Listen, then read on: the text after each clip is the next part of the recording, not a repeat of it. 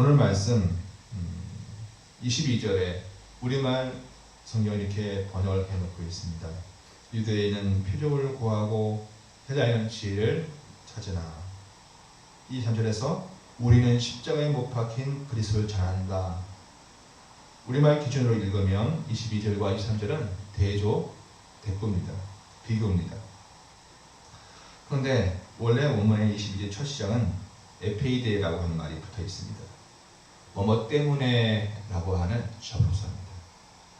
그러니 22절의 말씀은 이렇게 내려오시는 겁니다. 유대인은 표적을 구하고 헬라인은 지혜를 찾기 때문에, 그것 때문에 23절에서 우리는 십자가에 못 박힌 그리스도를 전한다가 되어지는 거예요. 저들이 이러하기 때문에 우리는 그리스도를 선포한다, 그런 말씀이 있는 겁니다. 유대인들과 헬라인들은 당시 유대인들의 기준에 세계의 모든 인종을 두 개로 나눴습니다. 하나는 유대인, 하나는 헬라인, 이방인대로 이렇게 나눈 거죠. 어쨌든 유대인들과 헬라인들은 이러이러하다. 또 그러나 그거에 반해 우리 그리스도인은 이러이러하다라고는 서로 대조, 비교를 하는 게 아니란 말입니다. 저희들은 이러이러한데 우리는 이러이러하다. 저희들은 표적을 구하고 지혜를 찾는다. 그러나 우리는 그리스도를 선포한다. 두 개가 대조가 되어지는 것이 아니라, 저들은 유대인들에게 중요한 것은 표적이고 그리고 헬라인들에게 중요한 것은 지혜인 사람들에게 예수 믿는 그리스도인 바울은 오히려 그리스도를 선포한다. 아멘. 왜요?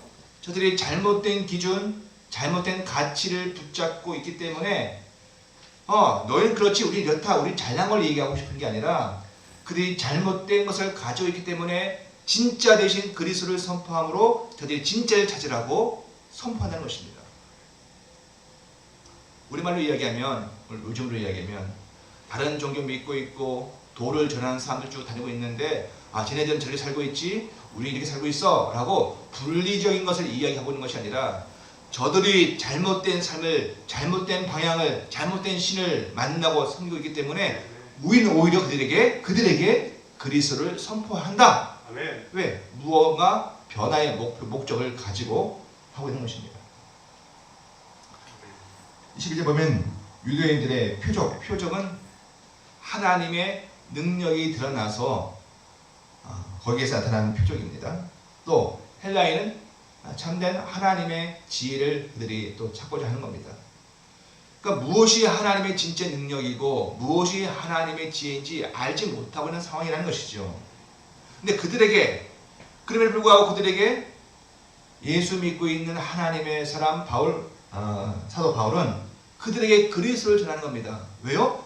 이것이 진짜란, 십자가에 못 박히신 예수 그리스도가 진짜 너희가 찾고 있는 참된 하나님의 능력이고 참된 하나님의 지혜다. 이걸 알려주기 위해서 전하고 있는 겁니다. 그래야 그들 속에 변화가 일어나게 되는 거죠. 성경을 읽다 보면 믿음의 이야기는 믿지 않는 사람들을 경시하고 멸시하고 너희와 다르게 나는 잘났다 이거 이야기하는 게 아니라 저들을 불쌍히 여기는 겁니다. 저들을 안타까워하는 겁니다. 그래서 내가 가지고 있는 하나님의 참된 생명인 그리스도, 그것도 십자가에 못 박히신 그리스도를 저들에게 전하는 거예요. 왜? 저들로 하여금 깨닫고 돌아오라고, 하나님을 알라고, 하나님의 진짜 능력이, 하나님의 진짜 지혜가 여기 있다라고 알려주는 것입니다. 그래서 24절에 이야기합니다. 같이 24절 읽겠습니다. 시작. 오직 부르심을 받은 자들에게는 유대인이나 헬라인이나 그리스도는 하나님의 능력이요 하나님의 지혜입니다. 예. 처음에 십자가에 못 박히신 그리스도를 전했더니 유대인들은 저는 스캔들이야, 일어나지 말아야 할 추문이야, 부끄러운 일이야 라고 한다는 겁니다. 우리말 보시면 23절에 꺼리는 것이요. 유대인 십자가에 못 박힌 그리스도를 전하니 유대인은 꺼리는 것이요. 꺼린다는 말이 영어식으로 얘기하면 스캔들입니다. 스캔들. 헬라어로 스캔달리죠. 걸려 넘어진다는 거예요. 추문입니다. 그리고 어떻게 그리스도가 십자가에 못 박혀 죽느냐? 그건 참 창피하고 말도 안 되는 것이다라고 그렇게 이야기하고 있는 것이고요. 그리고 이방인들에게는 미래라는 것이다. 이건 하나님의 지혜가 아니야 라고 한다는 것입니다. 그런데 오직 부르심을 받은 자들, 그 오직 부르심 받은 자는 누군가 하면 그렇게 이야기한 유대인들과 헬란 중에서도 누가 있다는 거예요? 부르심을, 하나님께로부터 부르심을 받은 자들이 있다는 겁니다. 그 부르심을 받은 자들에게는 이 메시지가 십자가에 못 박히신 그리스도가 계시다, 이분이 참된 능력이고 참된 지혜란 이것을 전할 때 그들에게 변화가 생긴다는 것입니다. 견고하게 자기 아직과 잘못된 것에 갇혀있는 인생들이 우리가 포기해, 저 사람 절대 예수 믿을 것 같지 않아, 저 사람 절대 하나님의 자녀가 될 수 없어 라고 했던 그들이지만 그 가운데에도 부르심을 받은 자들이 있는데 그네들은 그 말씀과 그 선포에 반응하여 하나님께 돌아온다는 이야기입니다. 아멘. 멀리 다른 사람 볼 필요가 없습니다. 나 자신도, 내 자신이 그렇습니다. 내가 중요시 여겼고 내 인생 최고의 가치가 무엇이었고 또 내가 참으로 돈 쓰고 인생 쓰고 시간 쓰고 했던 것이 무엇이었는지 돌아보면 절대 하나님의 것에 대해서는 참으로 무관심했고 예수 너나 믿어 했었고 교회는 나와 상관이 없던 곳이었습니다. 그런데 부름을 받았다고 하는, 나도 몰랐는데 하나님이 나를 부르셨던 그것 때문에 하나님의 말씀, 십자가에 못 박힌 예수 그리스도의 이야기 들려왔을 때 갑자기 내 안에 변화가 생기는 거예요. 아멘. 내 지식으로 절대 아니죠. 내 노력으로 말도 안 되는 이야기입니다. 오직 하나님이 우리를 부르셨던 그 하나님의 절대적인 은혜로 말미암아 우리는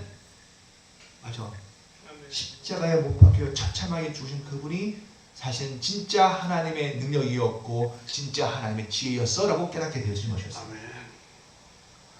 아무리 헬라인이라도 아무리 유대인이라도 십자가에 못 박히신 예수를 무시하고 아무 관심이 없던 그들이었다 할지라도 만일 그들이 하나님께 부름받은 사람이었다면 그 중에 그런 사람이 있다면 분명히 거기에 변화가 일어나는 겁니다. 아멘.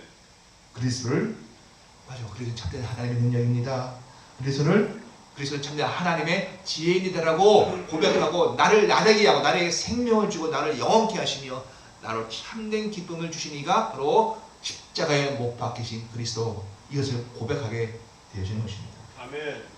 어떻게 보면 정반대의 일들이 일어나는 것이었죠. 십자가에 못 박히신 그리스도, 이거는 창피하고 말도 안 되는 것이고 이건 어리석은 것이라고 이야기하는 이들이 오히려 이것이야말로 하나님의 능력이고 하나님의 지혜라고 고백하게 되어지니 정반대의 일이 일어나는 것입니다. 사랑하는 성도 여러분, 우리 그리스도인들은 결국 그리스도를 전하는 사람입니다.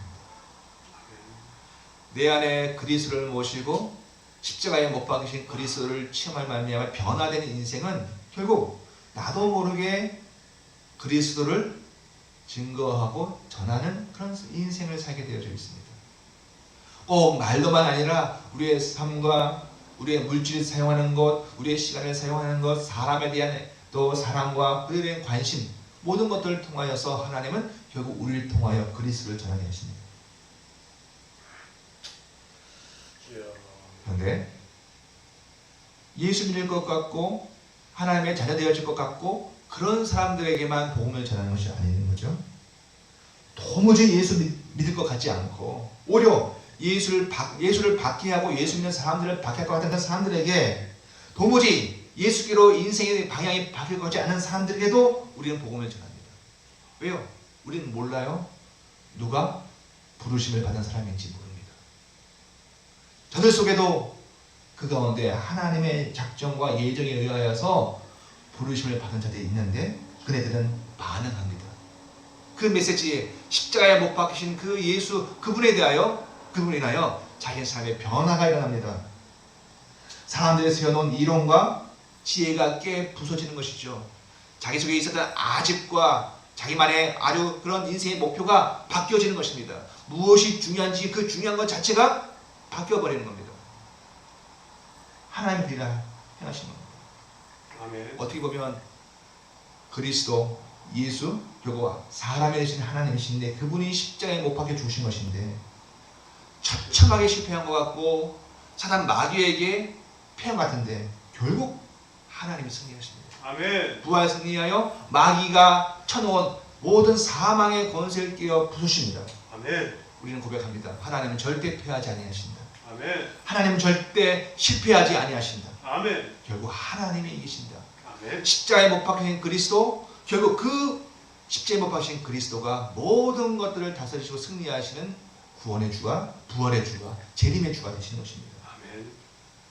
우리 모두 다 사랑하는 말씀입니다. 25절입니다. 시작.